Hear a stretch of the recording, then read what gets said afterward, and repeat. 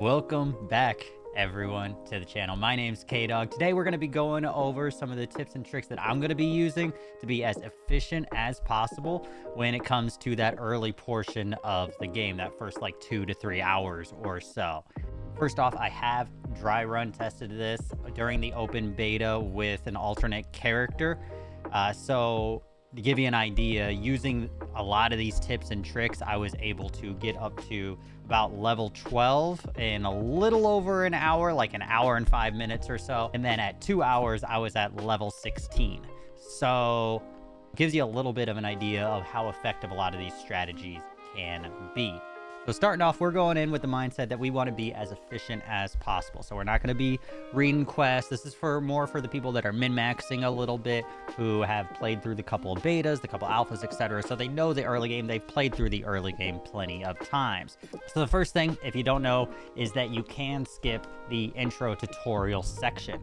So when you get in and you first kind of wash up in that tutorial section that's like, hey, swing your sword with left mouse button, all of that kind of goodness.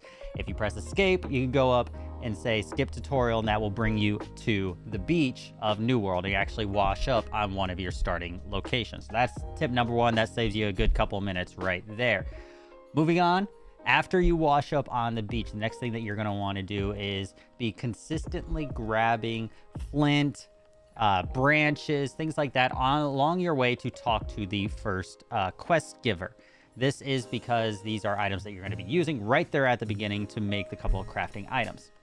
I will say, when you are approaching from the beach to talk to this first quest giver or quest turn-in point, you'll see the green arrow to talk to them. This is where, if you are trying to meet up with friends or other company members, if you started in First Light or you started in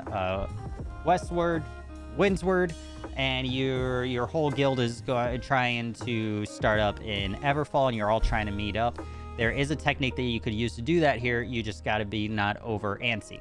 So what you're going to do is you're going to turn in that first quest to the person with the green arrow above their head, but you will not accept the next quest, which will start on that quest line in that region. All you do is just turn in that quest, don't accept the next one, and then you just run to the starter area of your choice. Now, obviously, this takes a couple minutes, but if you are just stick to the roads, you should be fine. There aren't as many enemies in the starter area along the main roads between settlements. Should be fine running to whichever starter area you choose and then picking up the quest line there. This is good for, like I said, if you're meeting up with your guild or company or some friends, or if you just want to kind of start in Everfall and just have your territory standing up higher and just building on it as much as possible from the beginning. This is a good way to do that. Let's say you finished, you've started off on the area that you want, you washed up on the beach of Monarch's Bluff, and what do you do next? So you're getting your quest, you're picking up all of the branches and flint along the way. You're going to start doing the starter quest of killing the lost souls along the beach.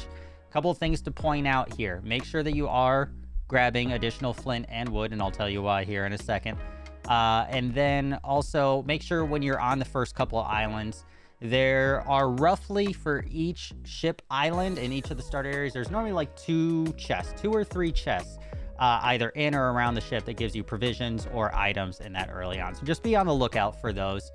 When you are in the starter area, don't go out of your way to kill extra drowned or lost enemies. They don't really net you as much XP early on. It's really not worth your time when you could just be moving on and getting more experience from finishing the quest and getting through this early section of the game. So once you have done the first little part of the quest, you go back and the quest givers on whatever starter location tells you that you need to make a skinning knife, so that way you can skin the boar and that as well, the flint skinning knife. At this point, I would go ahead and make all of your starting tools.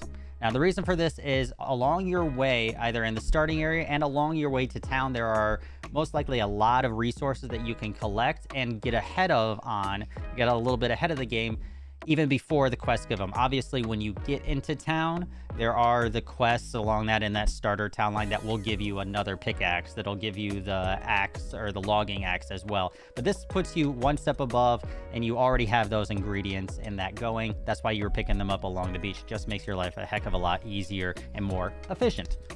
So once you have all of your tools created, make sure that you are harvesting whatever you see around you in the starter area, whether it's herbs or berries or things like that. Also, you want to make sure that you are mining rocks in the starting area and a couple trees, or make sure you have enough branches. You want to make sure that you have, before you get to the starting town, you want to have 40 wood, 40 stone, and 16 of the animal hide skins from the boars. These are things that you're going to be using in the first couple quests, and this will just save you time because it's something that you could easily do while you're running around those first couple levels. And then it saves you getting bogged down in town with everybody else who's running around trying to collect these things. You could just turn in these items for the quests. As soon as you get into town, you could accept the quest and just turn right back around and turn it in. So like I said, on your way to town, make sure that you're collecting anything. If you see some iron, there's not really many iron nodes between the starting location and town, but there's some that are a couple a little bit off to the side and all that. So just make sure that you're paying attention if there's anything to harvest along your way to town, so that way you have enough ingredients moving forward. Once you get into town, this is where things start kind of spicing up a little bit. Obviously, you have those materials for the starter quest. This is also where you are going to buy, in my opinion, the only thing you should be buying in the first 15 to 20 levels of the game. And that is, if you have not found whatever weapon you want to be prioritizing, or your secondary weapon by that point in the game that you get to town and you have that little bit of gold, go ahead and purchase from the auction house the weapon that you want to run, so that way you can start leveling up the proficiency for it. This way you're not wasting time killing enemies and leveling up a weapon that you don't want. So that's like the only thing that I would recommend buying at the very beginning.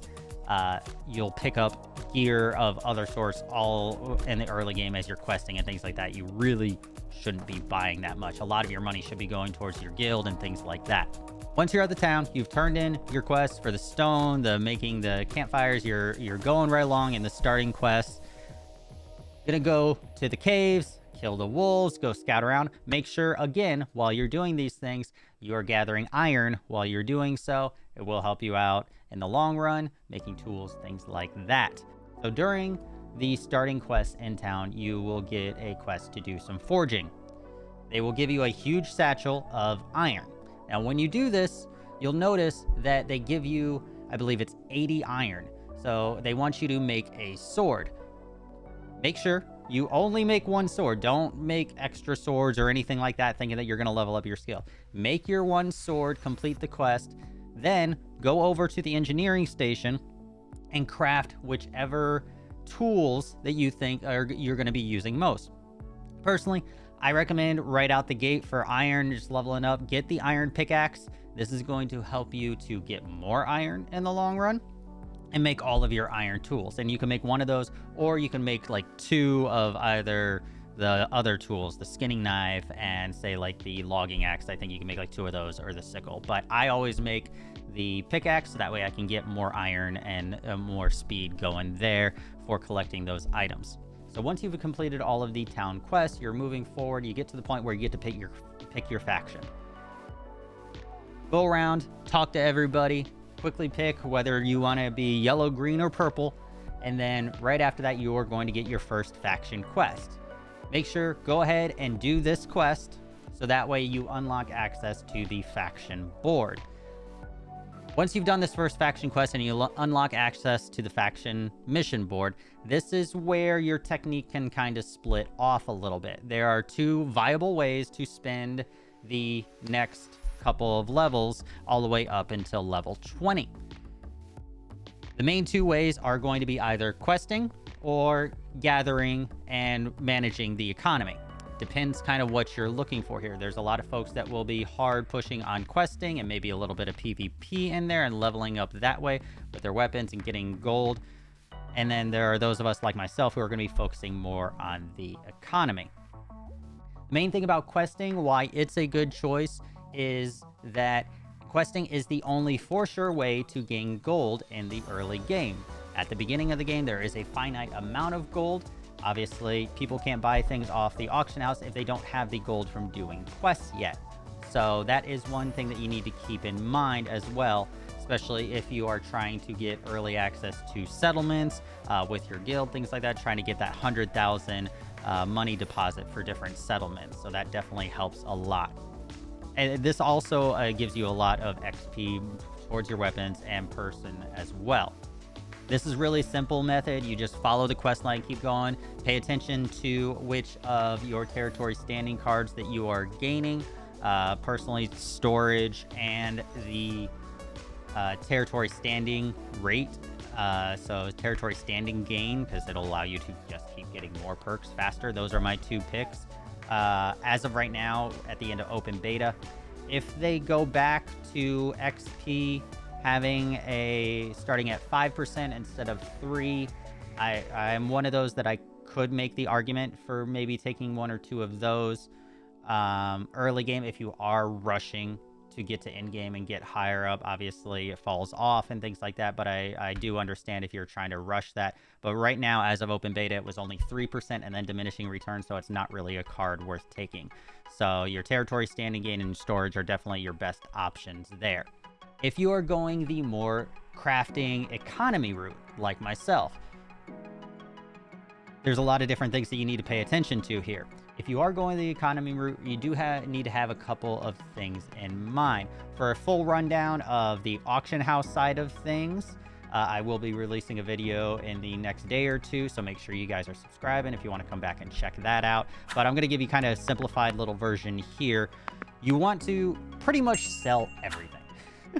But keep in mind that people are only going to buy things that you would also buy. So I'm talking backpacks, the satchels, ammo is really big, health potions, things like that. Also, green and blue weapons, don't salvage those. For repair kits, make sure that you are putting those up on the auction house. Very easy done. There's a couple little caveats and traps that you can fall into, so definitely make sure you come back and check out that economy video that's releasing in the next 2 days to make sure that you guys know all the ins and outs of how to work the auction house in the first 2 days. If you are a crafter or gatherer, you need to go into launch, if you're trying to be as efficient as possible, with an idea of the routes that you want to take, no matter what town you're at. Because at this point, after you pick your faction, you should know where you're meeting up with your guild, whether it's Windsward, Everfall, Monarchs, etc. You need to know where you're going, where you're going to be spending your time in these early levels. So you should have a route kind of planned for what type of things that you want to gather and what type of crafting that you're going to be focusing on leveling up. Now, there are effective routes in pretty much every zone. So just to give an idea, we're going to take a look at this map, which is from New World Fans. I'll have the link below in the description. It's an interactive map that you can kind of, you can have the actual marked locations of iron and things like that on it. So I have just some of the starter resources that you'll want to be looking for showing right now, which is iron, hemp, herbs if you're going that way, the life blooms if you're going for crafting potions, and also river cress. I should probably add here as well the